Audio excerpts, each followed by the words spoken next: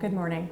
So it has been about a year and a half since I've done a Q&A, and I thought it would just be kind of a fun change of pace. I got a really great collection of questions from folks. I also need to get a little bit of food prep going on today. I am gonna work on making some granola for our family. So thanks for stopping by, and let's dive into the questions. Question number one, do you have a daily chore system for yourself and your children?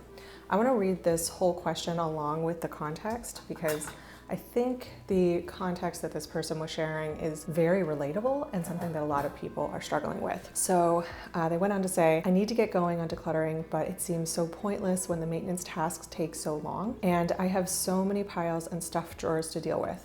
I know I need to get my children more involved in upkeep day to day, and I'd love a jumping off point. So to answer the first question, yes, I do have a daily chore system. I've never really called it a chore system, but I do have tasks that I try to get done every single day. And I'd say it's pretty simple. So I have kind of the way I think of it is sort of my tier 1 and my tier 2 chores that have to be done. Tier 1, it's like those happen 98% of the time. If they don't happen, we kind of wake up to chaos. And tier 2, it's like highly preferable that they're done, but I'd say it's more like we follow through on them 80% of the time. The tier 1 for us is I like to do 1 load of laundry every single day. I don't think that's the only laundry system that a family can do and be able to still comfortably stay on top of it. It's just what works really well for me. I also like to make sure the dishes are done and either in the dishwasher and the dishwasher is running, or they've all been hand washed and maybe even dried and put away. But I like to wake up to an empty and clean sink if at all possible. And then the third chore is tidying the house. Putting away just whatever things we took out throughout the day, making sure that when we wake up, everything has been reset. All right, 4 cups of rolled oats. So those are my tier 1s. If those are done, then we can typically wake up and feel like pretty good, ready to dive right into the day. We sort of have everything we need in place. But for the tier 2s, what I like to do is spot clean the floor at least, although we did get a Dyson stick vacuum. And since getting that, it's just so convenient. We've had much more consistency with just cleaning the whole floor because it's really not that hard to do, especially in the kitchen. I wouldn't say that we're vacuuming like the entire house every single night. And then the other thing I like to do is make sure I've wiped down the counters, our table, the kids' high chairs, that kind of stuff. Certain times of year, I also have a daily chore of watering the garden, although so far this spring, I have not had to worry about it because we've had so much rain. So those are my daily maintenance tasks. Those are the things I'm really consistent about. I'd like to get to a place where I am also doing more deep cleaning on a daily basis. And that's just a project I'm in the works on. Now, in terms of my kids' involvement on all of that, they pretty consistently help with the tidy of the house, and my husband tends to take lead on that and oversee their involvement. And then they sort of rotate through other tasks. Like Theo will get really interested in vacuuming, so anytime I pull the vacuum out, he'll immediately take it away from me and he'll vacuum for a while. Or for a while he went through a phase where he wanted to be helping me with the dishes or helping me with cooking. He still likes to help with cooking. Peyton was also very interested in dishes and unloading the dishwasher, loading it. And I am really trying to encourage that cycling through and following their interests when it comes to doing chores. I'm trying to cultivate that intrinsic flame and desire to be helpful. And I'd say there are sort of 3 skills that I'm working on developing within the kids when it comes to chores. I think this is the 4th one, but I've sort of lost count. I'll double check. Hard to talk and make granola. So the first skill I'm trying to develop in the kids is kind of the skill of observation. Being able to look around and see that the dishes need to be done, and or the floor needs to be vacuumed. Just recognize when that stuff is happening within the house. The second skill I'm trying to develop is their self-efficacy and confidence in their ability to do those tasks. So at these ages where they're 3 and 5, anytime they try to take the vacuum from me or bring their stool over so they can jump up at the sink, my answer is yes, you can help. Even though their help is not necessarily super helpful, it's more just messy and it makes the whole process take longer.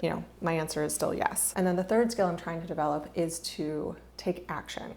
So they have observed that something needs to be done, they feel confident that they can do it, and then they step up and they take action to do that.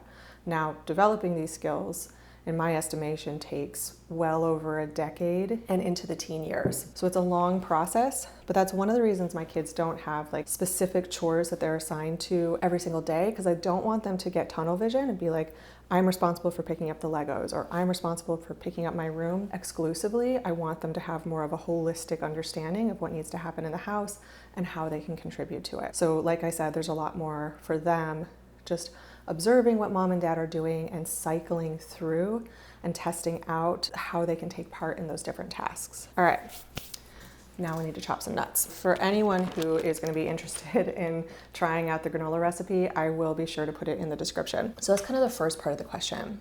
But in giving me more context, I feel like there's kind of some deeper questions behind some of what you're dealing with, which is essentially your maintenance tasks are taking a lot of time on your daily basis. You'd like to involve your kids in doing chores, but I'm guessing that feels a little bit overwhelming if your maintenance tasks are already taking too long. And you also sounds like you'd like to be doing some decluttering. You have a sense that decluttering would help with the maintenance tasks. And so like, where do you start? So what I always recommend is to start with decluttering. That's where I started. I think you could start with involving your kids, but as I mentioned before, involving kids, I don't know the ages of your kids, of course, but even if they're older kids who haven't had a lot of involvement in doing chores, like you kind of have to train them as if they're little kids. So regardless of their age, when you first start involving kids, they don't really relieve that much of the time that's going into your daily tasks. If you're looking to relieve time and give yourself more breathing room, I think decluttering is the place to go. And you mentioned that I need to get going on decluttering, but it seems so pointless when the maintenance tasks take so long. Like, how are you going to, I'm interpreting that as, how are you going to find time to declutter when, the immediate needs have to be dealt with all the time, or they have to be dealt with first. What I'm wondering is how you are thinking about decluttering and how much time you've spent looking at different types of decluttering methods. So there are methods out there, and I think they're probably the ones that we most commonly think of or most commonly even see online. Like, I think of the show, I forget what it's called, but it was the show on Netflix with Marie Kondo. But I do remember watching it and thinking, that looks really overwhelming, the way that they're approaching it. So instead, if you're going to take the decluttering route, I would recommend using a method that is more gentle and is less likely to make a mess in your house. Something that is a little more gentle and definitely, although it gets a little more challenging as you get into it, is doing like the minimalism game, where you do a 30-day game where you have to declutter every single day. Each day you declutter the number of items that correspond to the date. So on the first day of the month, you declutter one item. On the second day of the month, you select 2 items, so on and so forth. On the last day, you're selecting 30 items. So it gets progressively more challenging, but it also gets decluttering into your bones, and it becomes this daily task that you need to do. And by the end of the month, you've decluttered close to 500 items. I forget what it is exactly. It's like 400 something. Another method, very straightforward, is just 5 minutes a day. When you have little 5-minute pockets, open up a drawer in the bathroom, pull out anything that's really obvious, and then just move on with your life. You're not decluttering perfectly. You're not emptying the entire drawer. You're not reorganizing. You're just pulling out as much as you can and getting that decluttering into your bones. It's not just the habit of taking action every day, but it's also the habit of making decisions about your items every single day. The more you practice that skill of decision making, the more confidence you have with it, and it just gets easier and easier. A way to do that, but to give yourself a little bit more structure, is to follow Dana K. White's method. She has about 5 questions that, or I forget what it is. I think there's 5 steps in her decluttering method, and it's called the no mess decluttering method. I think there are steps within her methods that some people find to be a little bit tedious, which I understand, but it does avoid making a mess, which is important for some people. But I think you could start with just the first 2 steps, which is you look for trash, step number 1, and you look for what she calls donations. So just, it's obvious, like this is obviously a donation. So you're not asking yourself to do really deep thinking or make decisions about the stuff that's hard, or the stuff that you're like, I don't know, maybe I'll need it in the future. It'd be really expensive to replace.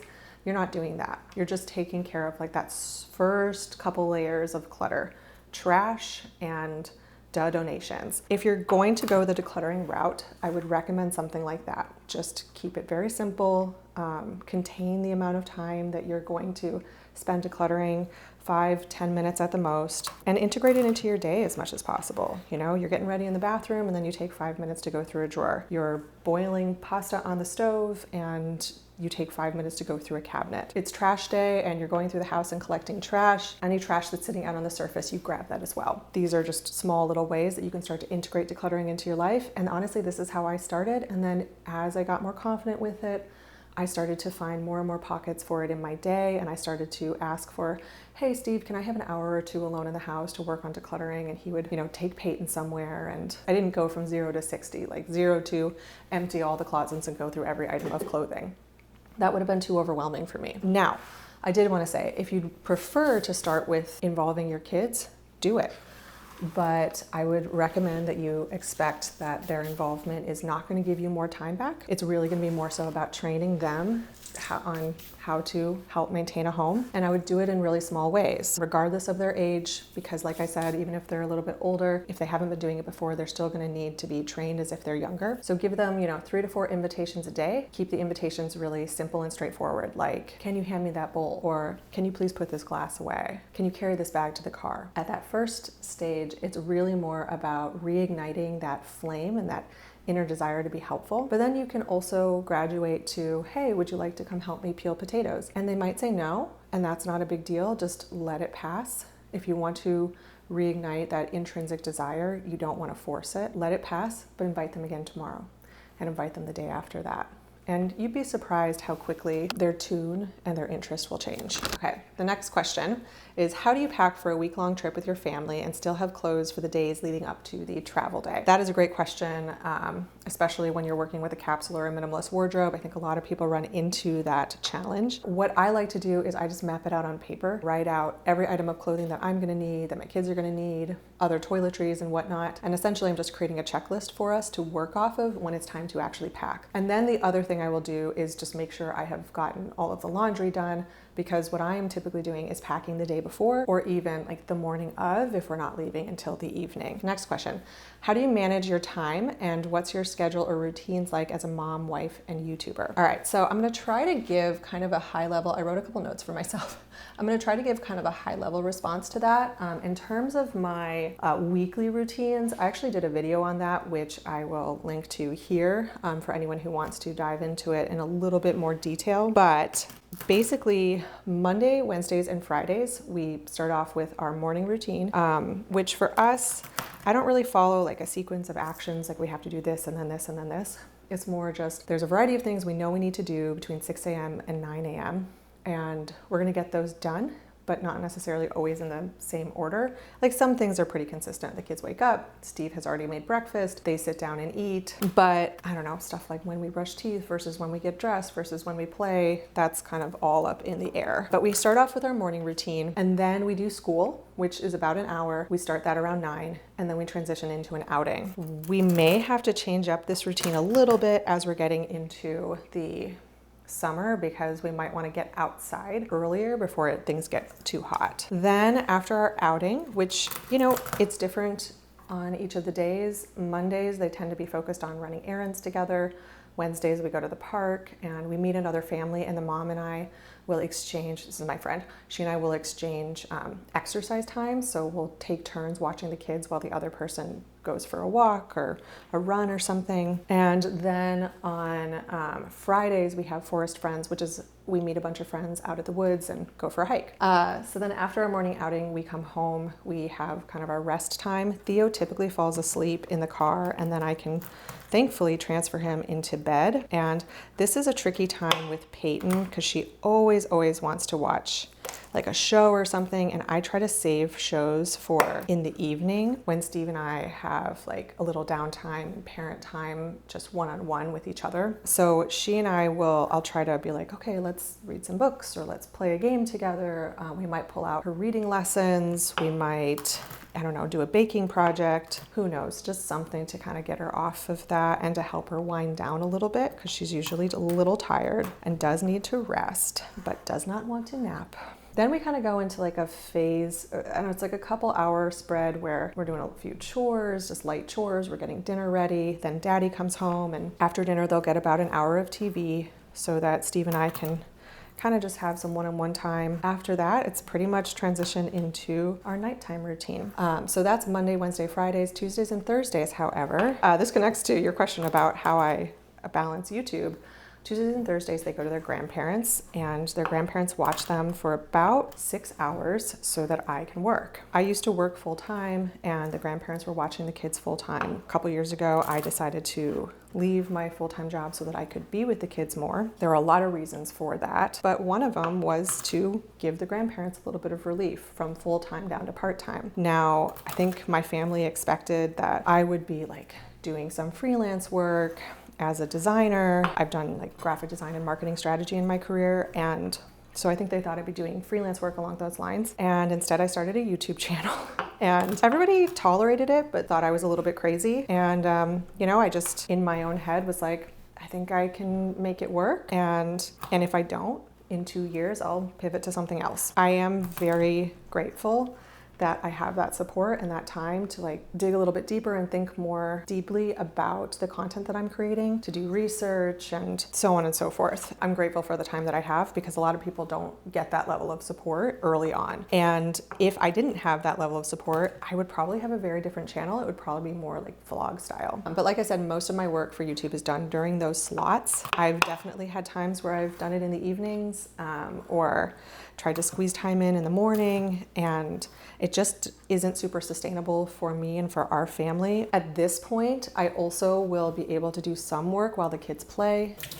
Usually that's small pockets, and it's nothing that I can guarantee will happen. And you all have probably noticed that the video is sort of mixed. So you'll get videos where I'm sitting in front of the camera and talking to you all, but then you'll see B-roll where I'm out and about with the kids or just doing something in the house with the kids. And so I will get just shots of us going about our lives when the kids are around, but otherwise I'm not really diving into a lot of deep work when the kids are home. I know there are moms who figure it out. They don't have that support and they figure out how to integrate it all in. It's just not something that I've ever had to do. Okay.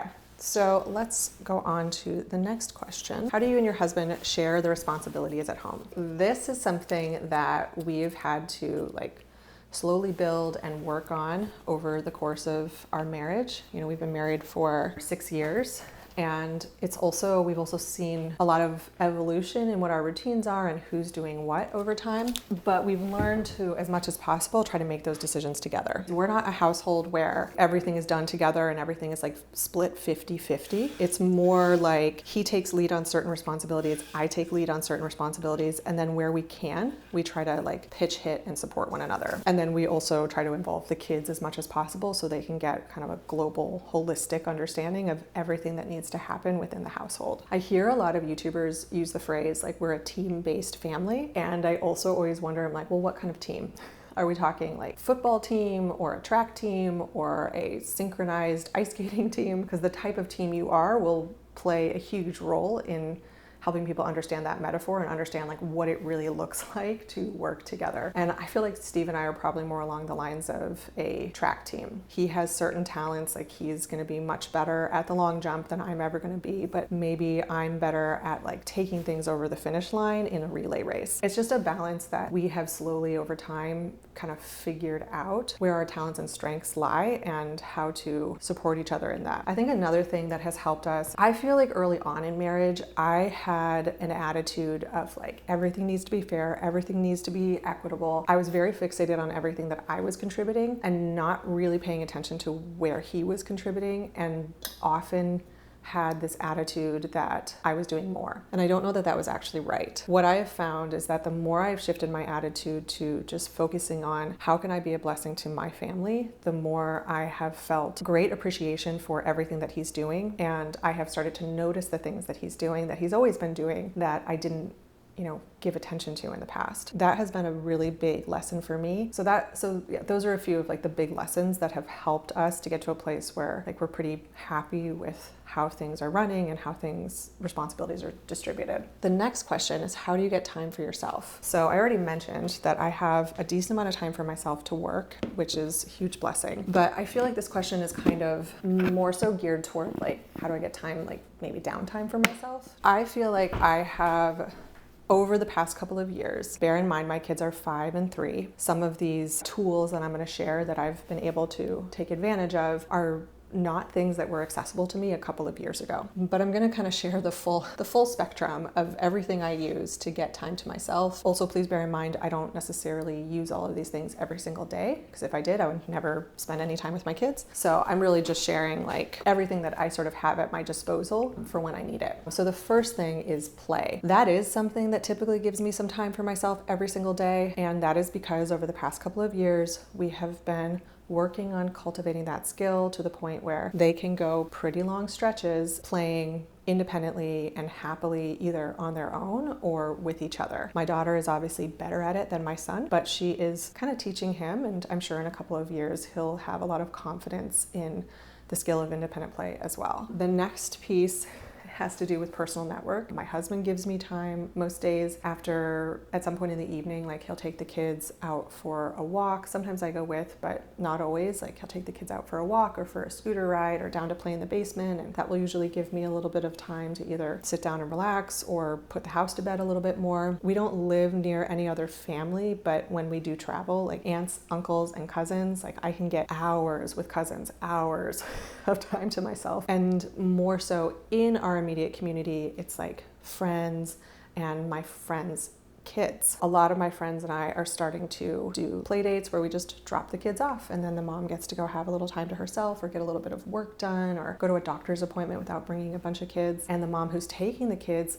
honestly usually gets some more alone time because there's more playmates. This is something that has taken a couple of years for all of us to get to a place and all of our kids to get to a place where they feel comfortable with the moms, they feel comfortable with the kids, and they're old enough to now be able to be left. I couldn't have done this when Theo was 1 and Peyton was 3. They wouldn't have been comfortable with that. They still needed to be with their kin most of the time and have that reassurance. But it's something to look forward to if you're still in those early years. It's just, I wouldn't be hard on yourself or on your kids if you can't take advantage of it quite yet. The other thing then, of course, is looking more broadly to community. So within our community, obviously I could find a babysitter if I needed to. We also have a lot of children's programs that are available, and sometimes I need to stay, but sometimes I can actually drop them off. And then the other thing is parks. I went around to all the different parks in our neighborhood. This was a couple years ago when Theo was 1, probably a little older than 1, just starting to walk. And I looked for the park where a 1-year-old could be very independent, at least throughout 80% of the park. And, just sort of slowly taught the kids, like, this is how you introduce yourself to other kids. This is a place where mommy sits down and rests and reads a book and, keeps an eye on them still. But it's a little place for alone time for me while they play. And then the last piece is tools. I'm categorizing these as tools, which is like audiobooks. We have a Yodo player with the little cards, and kids will sit and listen to those for maybe 30 minutes. Music, they like to have dance parties, so I'll turn music on through one of our Bluetooth speakers and the kids will just have a little dance party. And I always call it Toddler Request Live because they'll run into the kitchen or wherever I am and be like, oh, can I have this song? Can I have this song? So we're always kind of changing things up, but that's something. Another tool is FaceTime. Being able to call a grandparent, or recently Peyton has started making phone calls to her little friends and they will literally play with each other over the phone sometimes. And then the third is shows. We try to be careful about not doing too many shows, but like I said before, Steve and I get one-on-one time in the evenings at least twice a week, if not 3 times a week, and we do that for an hour and we use shows in order to do that. All right, then how do you handle, this kind of leads right into that, how do you handle screen time? And then another question, I just paired these two together. Curious which YouTube shows you watch together with your family. So screen time, like I said, our ideal scenario would be that to the extent that we're using screen time, it's something that we do as a family. So it's very family-focused activity. I'm have completely forgotten to keep making the granola. So that is our ideal scenario, but things are not always ideal. We realized we needed to be spending a little bit more time just one-on-one as a couple. So we started using, like I said, an hour in the evening. But outside of that, I know they get a little bit at grandma and grandpa's. And then during the day, I try not to give that as an option, but sometimes I do, things happen. Something I am considering doing right now, just because we've entered a new stage where the kids are always asking for new shows that they sort of see on a streaming service, but I don't know what the show is and I don't feel confident that the content is safe for them. I've been considering going in the direction of DVDs, which we did in the past and then we stopped, and then I'm like, oh, I kind of want to go back because I'd like to just sort of self-select, like, these shows are safe, these are your options. And I'd also kind of like them to get a little bit bored with their options and be less likely to pick shows. And then I do also use it occasionally so that I can take meetings. I hired a friend of mine to help me with the channel. You know, once or twice a month, I will let Peyton watch a show while Theo is doing his nap, and she and I will take a meeting during that time. Next question, the YouTube shows we watch together. It really hasn't changed. We've been doing this for a couple of years. We watch Outdoor Boys, which is kind of like a survivalist, but also a family that like travels all over the world. And so you get to see like Japan and the outback in Australia and like all these really cool places. How much cinnamon do I need? Half a teaspoon. Okay, do one more step.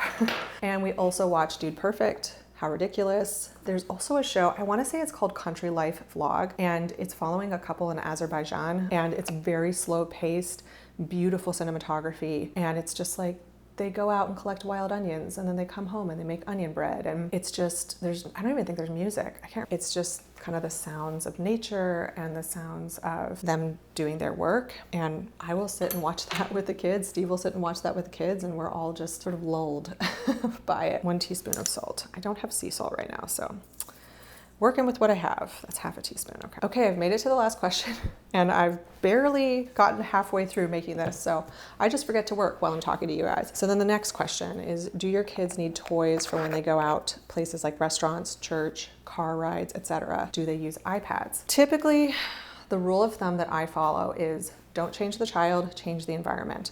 So as much as I can, if I am picking a restaurant, I'm picking a place that's going to be child friendly. If I am taking them on a car ride, I'm driving later in the evening, maybe they'll be awake for a couple hours and then they'll sleep the rest of the time. What I have found is that over time, with slow training, the kids have gotten to a place where they can drive for about 3 hours and handle it without needing like too much intervention. They'll whine a little bit, but it's not like crazy, like they can do it. Beyond 3 hours, if I was doing it during the day, I've learned like find a place where they can get out and run around safely, you know, climb on things, preferably a playground, and give them a really good long rest before continuing the trip. Or do it in the evenings, and then I'm just a little bit tired the next day. I have not found, now I do bring activities if we do a road trip. I don't typically bring them to restaurants because we typically just choose restaurants where they can eat and then they can get up and wander around a little bit, or maybe there's outdoor seating and so they can get up and like run around a little bit. Part of the reason that works for us is that restaurants really aren't a huge part of our life. I think I have other friends for whom restaurants are a much bigger part of their life, their relationship with their husband, and so they take a different approach. They use activities, they use iPads.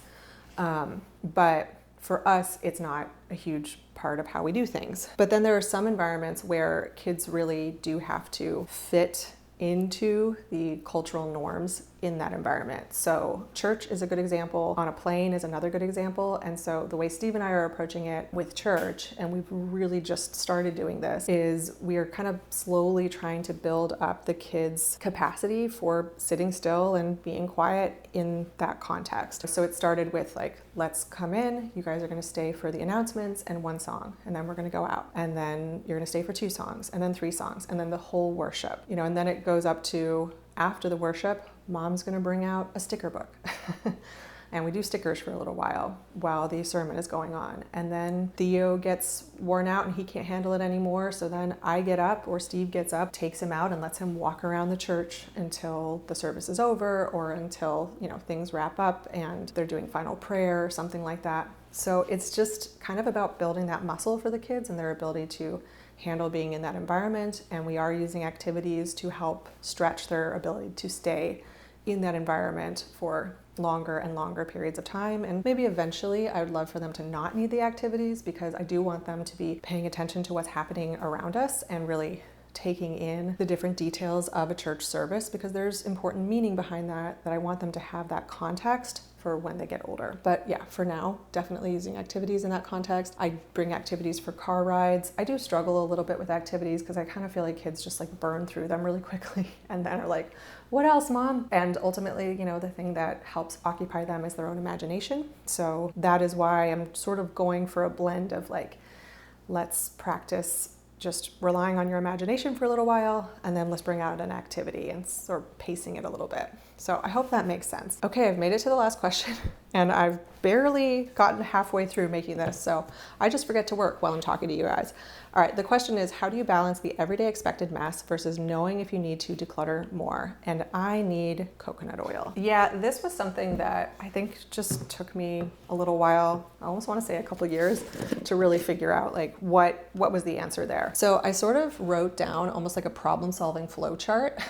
I think this is something that I just kind of naturally do in my head, or did in my head over that time. So I would ask myself kind of like, well, how much time am I spending tidying daily? Does it exceed my max limit? And I get to define that for myself. So for me, I was like, okay, I would like most of the rooms in our house to be tidyable within 5 minutes. Not deep cleaning, just everything's put away. The kitchen I know is going to take longer, especially depending on what I cooked and kind of what happened during the day. So my max in the kitchen is 30 minutes. Another question I would ask is, are the kids participating well? So this can be a good indication that there's too much stuff out. If my kids are not able to participate and help out, it's because they're overwhelmed. I want them to be successful with building that self-efficacy and feeling confident in helping us around the house. So I'm gonna get rid of more stuff if I notice that they're struggling with that. And then the other question I will ask is, can I remain consistent with my daily tasks? I mentioned at the beginning that my daily tasks will, typically I follow through on those tier ones 98% of the time. If that's dropping, then I'm like, okay, we probably have too much stuff. So if my answer is no to a lot of those things, then I know it's not always the case that we have too many possessions. Usually that's the case, but I will ask, where can I simplify? Is it possessions? Is it tasks that I'm expecting of myself? Maybe I'm just setting too many tasks for myself. Is it commitments throughout the day, throughout the week? Or is it some issue with the routines? Like they're just a little too complicated, a little too fussy. Personally, I would love for it to be possessions because that's the easiest thing to simplify and get rid of. I have like no idea what's going on here. How much is actually in here? That looks about right. If the answer to all of those questions was yes, the kids are doing fine, how much time we're spending is reasonable, then I will probably start to ask questions about my mindset. What is my mindset toward my home?